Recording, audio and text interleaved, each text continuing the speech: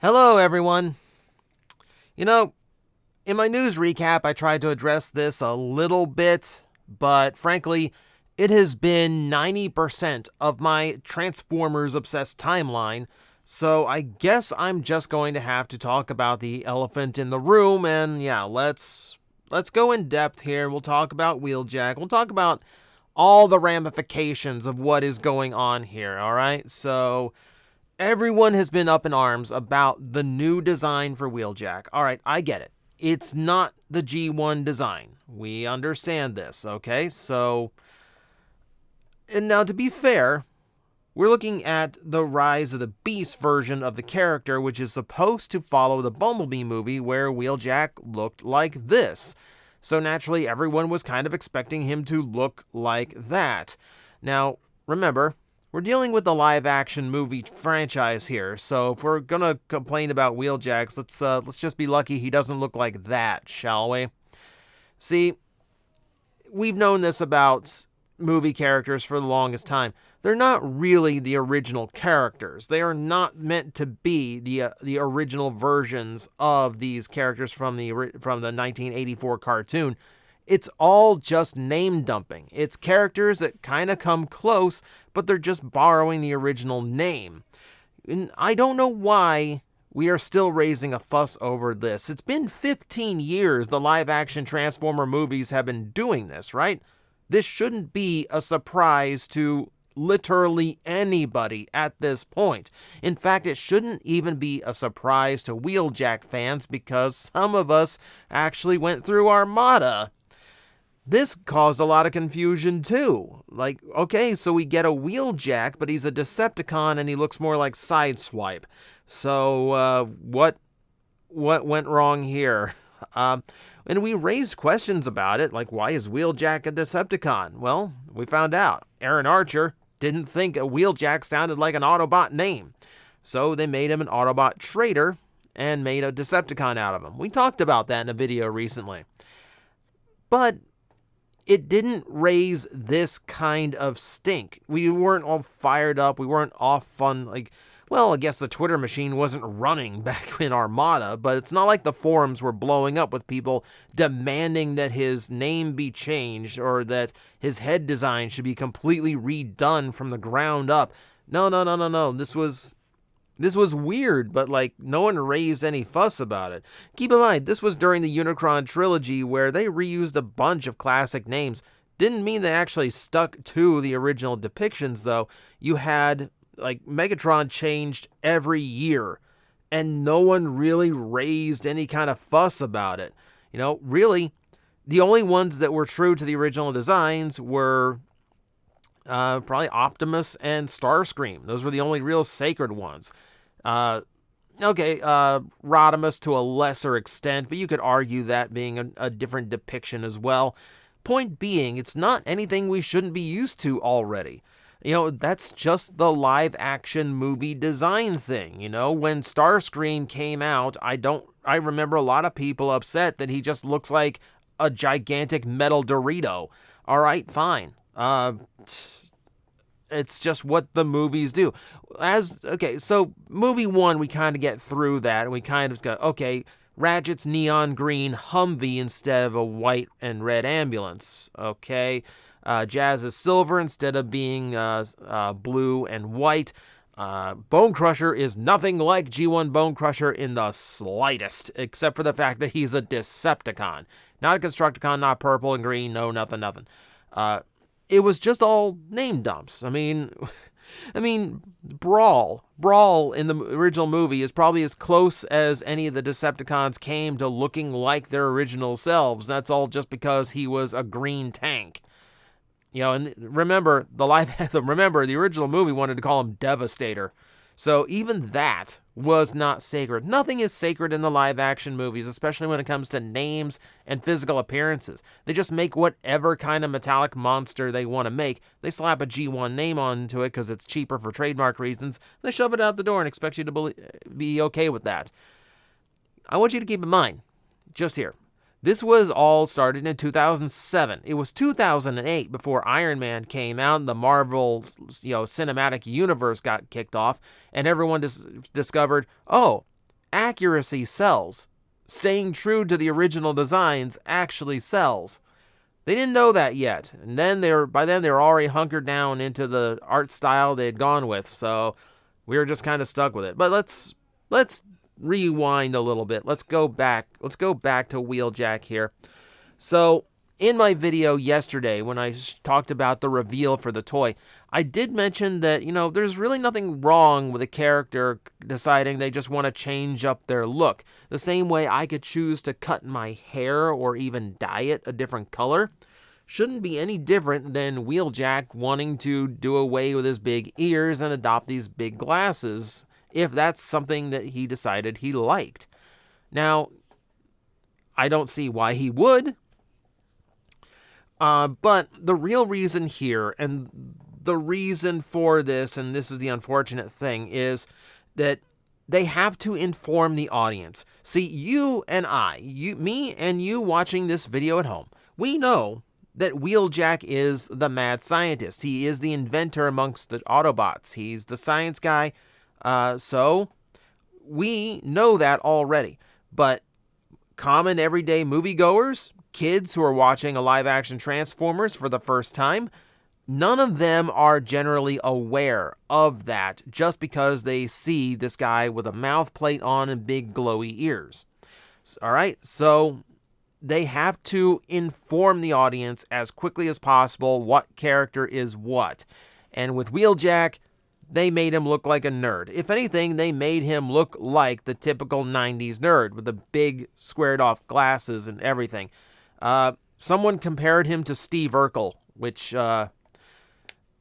if this Wheeljack is as cool as Steve Urkel was and as fun as Steve Urkel was, all is forgiven. But that's probably not happening. No. This is just meant to very quickly inform an audience of who the character is, rather than depicting the character, because depicting the character would take time. It would take effort in the writing process. It would mean actual screen time is going to be devoted to this character. And if we know anything about live-action Transformer movies, we know how rare that actually is. We look at other designs, for instance. Drift and, to a lesser extent, Hound are the exact same way. Drift is the samurai guy in Transformers, but it's only a loose connection. It's only vague semblance of a samurai. But they had to inform an audience very quickly, so that's how they designed him. Same thing with the Bulkhead, Hound. He's a big military guy, all right? So big, gruff beard. He's got the cigar sticking out. Oh, I'm sorry. No, it's actually a bullet shell, which is actually kind of clever. But yeah, his design is to inform you that he's this big, gruff military type. And that's how the live-action movies go. And they do that because they're not going to devote time to these characters. They're not concerned with devoting time to these characters. They have to inform you who they are and the characterization that they are as fast as possible, and that means making their designs caricatures. So these are not characters, these are caricatures. And at worst, they're stereotypes. I'm not even showing you Skids and Mudflap. But that is how the live-action movies always tend to go. We look at the same thing with Jetfire, and he's got a cane to inform you that he's a rusted old man of a Transformer, and you go, that really doesn't make sense for a robot. We humans end up using canes when one of our body parts doesn't work so well. A leg that needs a little bit more support, that can't hold up our body anymore because of injury, disease, etc. Or because our backs are out and do not function the way they used to. Got news for you. When a Transformer's parts don't work anymore, they can replace the parts like you do a car. That shouldn't be an issue. And for us, we can't just replace our spine, so we don't need the cane anymore. So the idea of Jetfire using the cane is literally to inform you he's old. He's been given this big beard and he slobbers and farts to inform you he's old. And that's all that they did. That's it. That's the whole reason for the character's design, is just to inform you he's an old rust bucket of a Decepticon turned Autobot.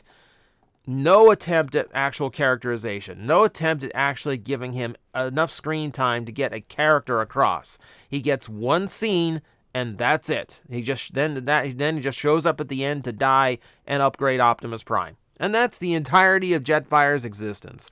Oh, and by the way, I don't recall anyone asking this guy's head to be turned into G1 Jetfire. I think at this point, we just kind of knew that this is what was going to happen, right? And thanks to the Bumblebee movie, we have a new expectation. It's really unfortunate that that expectation was not followed up upon, because it's the correct one, in my opinion. Not that I want the designs to go more to G1, but I want them to respect the past the way that a lot of other properties in the live-action movies do. And more to the point, it worries me that we're going to go back to the old formula. I'm not as concerned with the design work in Bumblebee being lost. I'm concerned with the character work being lost. Now, granted, it's a much smaller cast. We really only had 3 Transformers that entire time, and we were given enough time with Dropkick and Shatter to actually be informed of who their characters were and what kind of villains they were. And it was by far the best villains we'd ever seen in Transformers live action. Going back to this big budget blockbuster, overloaded with characters, adding in extra factions, what seems like a bloated movie, really concerns me that Lorenzo, our main producer, is looking to pull us all the way back into the Michael Bay formula that really wasn't working anymore. We were all really excited after Bumblebee because they changed the approach to Transformer movies, and it worked. It's a far better written movie. The characters are far better delivered. And even, yes, the design work is a lot cleaner and informs you of who is who a lot better. This movie is looking like it's going straight back to the way things were before during Age of Extinction and The Last Night that just didn't work anymore. So why we're going back to it, I genuinely do not know. And maybe I'm exaggerating there. Maybe the character work will be better in this movie, but nothing from the first trailer told me that. And it's just concerning that all signs seem to be pointing to we're going back to the old way, even though we already proved the new way would work. Now, admittedly, could be worse. See, I grew up in the 90s, which means I had to suffer things like this. If you don't know this is what a Goomba looked like in the original Super Mario Bros. Movie. And you whine about Chris Pratt's voice. This is what I had to go to the theater to watch if I wanted Super Mario. And this is nothing. This is nothing. This is I didn't even show you King Koopa. I didn't even show you Dennis Hopper in this really bad suit and an even worse haircut, pretending like he was the king of all reptilians. No, I'm showing you this because this is like, well, it's not tolerable. He looks like an infantile version of Killer Croc from Suicide Squad. Like, this is how bad it could have been.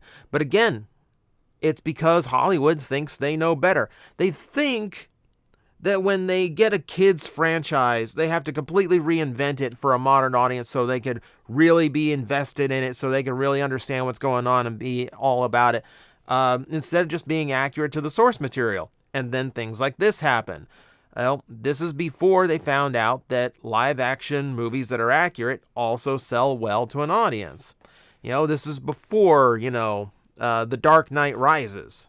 Well, actually, I think this Batman Begins came out before Transformers. They should have known. Now, I do want to leave you with a little bit of hope here. We'll give you a little bit of hope before we go out here, because what we're looking at with Wheeljack is going to be his new Transformation Deluxe figure, not the Studio series. And genuinely, we don't know exactly which one is more accurate to how the movies look. After all, we do have Studio Series Air Razor, which is vastly different from the Deluxe Air Razor, who seems to have a much sleeker design, a little bit more like a simplicity to her, and genuinely looks like a far better depiction of the original character. For all we know, Wheeljack could be something else, either an early design approach that the toy was already in the works for and they couldn't change, or it could be completely, the Studio Series could be completely different, could have a completely different head than what we see in the movie. We don't genuinely know yet because it's all still way too early in production. We're still half a year from actually seeing the movie. So it's not even that they're going to cave to fan demands. It's just that we might not even have to. It might already be fixed by the time we see it.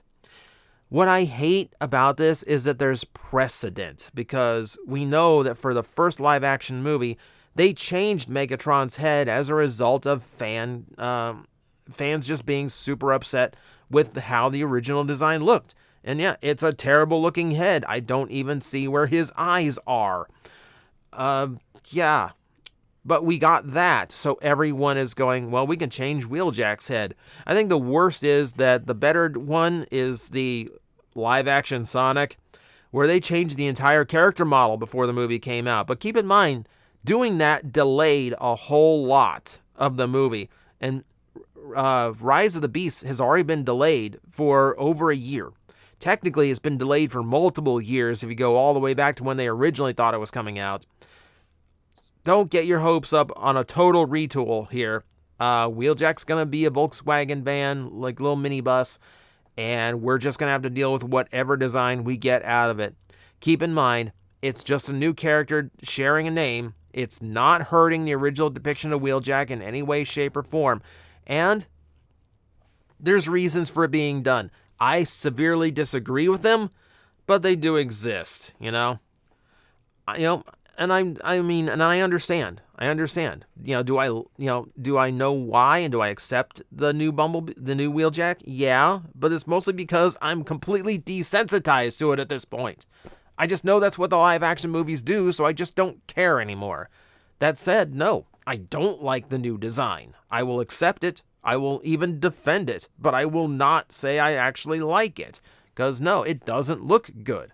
But for all I know, the character might actually be built up and might actually support the design to the point where I will go for it. So, okay, I will dislike it, but I will admit there is room for it to grow on me. That said, I will admit, just so I'm not coming off complete, just so I'm not coming off completely one way or another, honestly, yes, I'm kind of with a lot of fans. I would prefer more live action characters to look like their original depictions. I think Marvel hit the nail on the head. Like, all their characters look like they do in the comic books. They're just updated for live action. Their designs make more sense in the real world setting.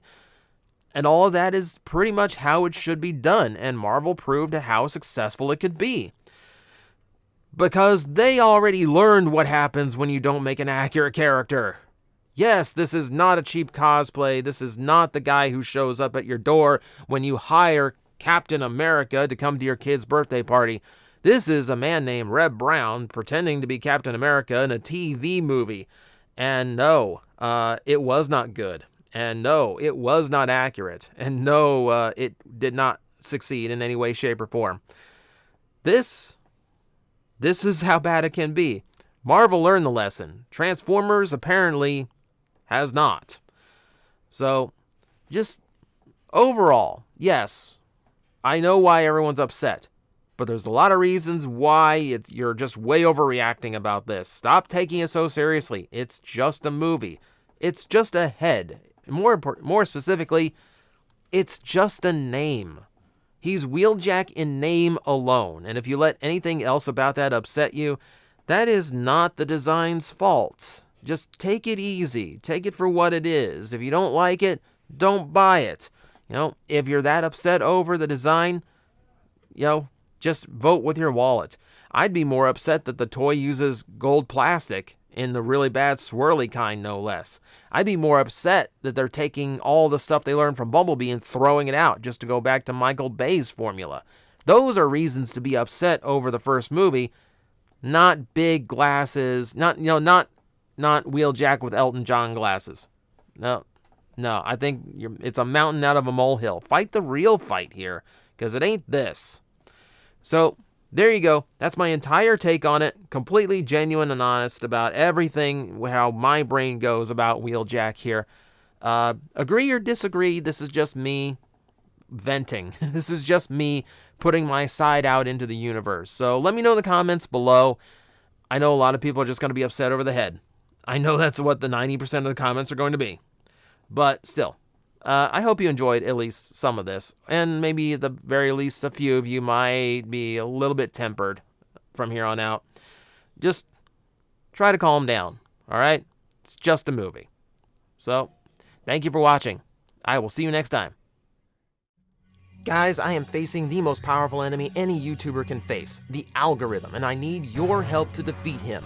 Hit the like button, hit the subscribe button, hit the notification bell, and leave a comment. Every time you do, we attack that algorithm and we drive it back until it can no longer defeat this channel. Thank you very much.